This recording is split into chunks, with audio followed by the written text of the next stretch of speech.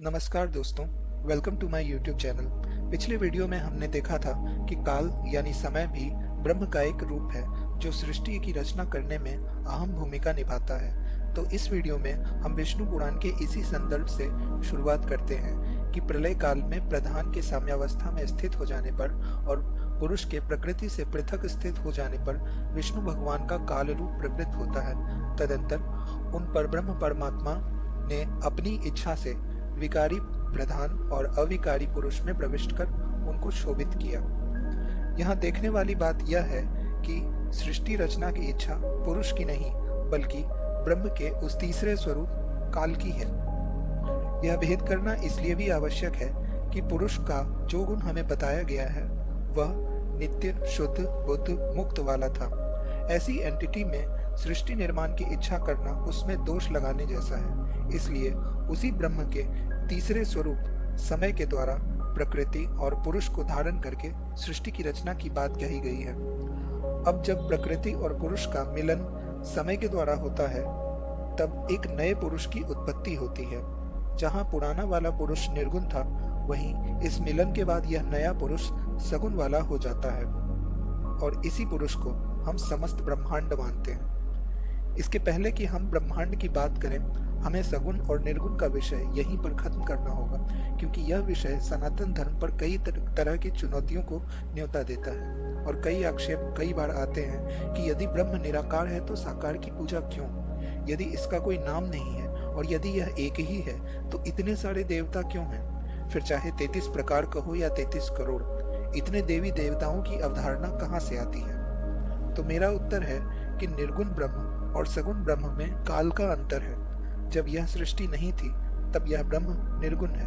जब सृष्टि विकसित होती है तो उसको एक्सपीरियंस करने वाला भी यही ब्रह्म है और प्रकृति के कार्यों को एक्सपीरियंस करने का कार्य जब निर्गुण ब्रह्म करता है तब वह सगुण हो जाता है, या फिर ऐसा कह सकते हैं कि वह सगुण हुआ प्रतीत होता है। क्योंकि सत्य तो यह है कि जिन 3 गुणों से सृष्टि बनती है वह 3 गुण असल में प्रकृति के हैं, ब्रह्म के नहीं हैं। लेकिन जब ब्रह्म प्रकृति के कार्यों का अनुभव करता है तब उस अनुभव करने की क्रिया में ब्रह्म सगुण जैसा प्रतीत होता है। इसको सांख्य दर्शन में इस सूत्र में मणि का उदाहरण देकर समझाया गया है कि ब्रह्म एक मणि के समान है।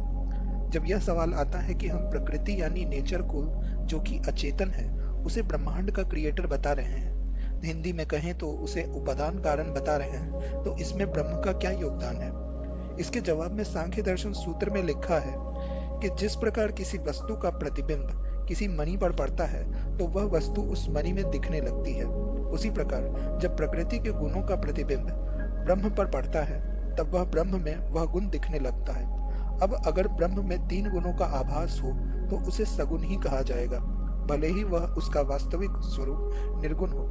और यह केवल समय की बात है, क्योंकि समय ही प्रकृति और पुरुष को समीप लाता है या उसे दूर करता है, जैसा कि हमने विष्णु पुराण में यहाँ पर देखा हुआ है।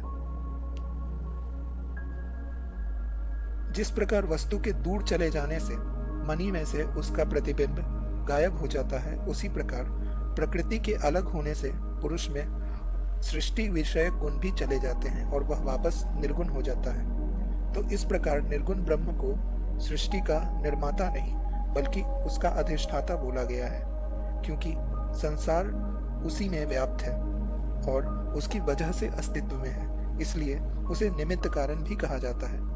कई लोग ऐसा मानते हैं कि केवल निर्गुण ब्रह्म की ही उपासना की जानी चाहिए, क्योंकि वही उसका वास्तविक स्वरूप है। वे लोग निर्गुण का अर्थ निराकार कर लेते हैं और उसी ब्रह्म में कई प्रकार के गुण भी मान लेते हैं, इसलिए उनका निर्गुण ब्रह्म भी असल में सगुण ही है।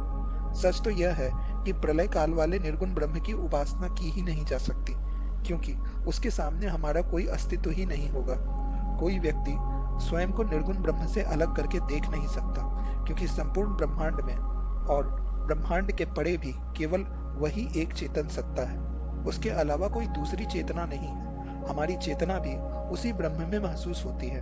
कहने का अर्थ यह है कि हम जीवन पर्यंत जो भी सुख दुख का अनुभव करते हैं, वह इस शरीर का अनुभव करते हैं, वह सब उस निर्गुण ब्रह्म ही में महसूस होता है। क्योंकि अकेला चेतन तत्व वही है। उसके अलावा और कौन है जो यह संसार को अनुभव कर सके?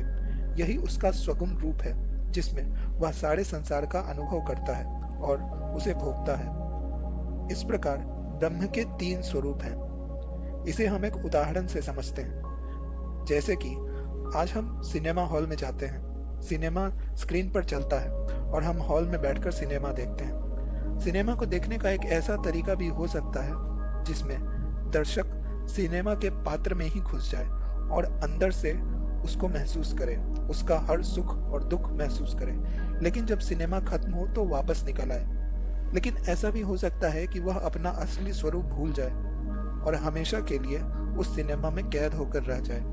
तो यह स्थिति हमारी है। इसी स्थिति को हम क्षण पुरुष कहते हैं। ब्रह्म होते हुए भी, नित्य शुद्ध बुद्ध मुक्त होते हुए भी इस संसार के सभी दुखों को भोगता है, क्योंकि वही इस सिनेमा का स्क्रीन है। यह सिनेमा उसी पर चल रही है। यदि वह प्रोजेक्टर यानी प्रकृति से दूर चला जाए तो ये वहीं पर खत्म हो जाएगा।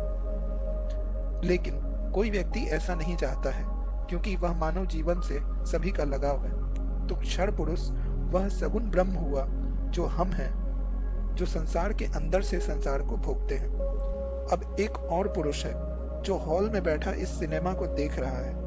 वह इसे देखता है पर इससे विचलित नहीं होता, इसमें रमता नहीं है। यह अक्षर पुरुष है जो केवल एक ऑब्जर्वर की तरह है। वहीं एक तीसरा पुरुष भी है जो सिनेमा देखने गया ही नहीं, वह स्वयं में ही आनंदित है।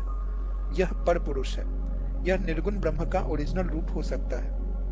इन्हीं तीन पुरुषों की चर्चा भगवान श्री कृष्ण ने गीता के 15वें अध्याय में किया है।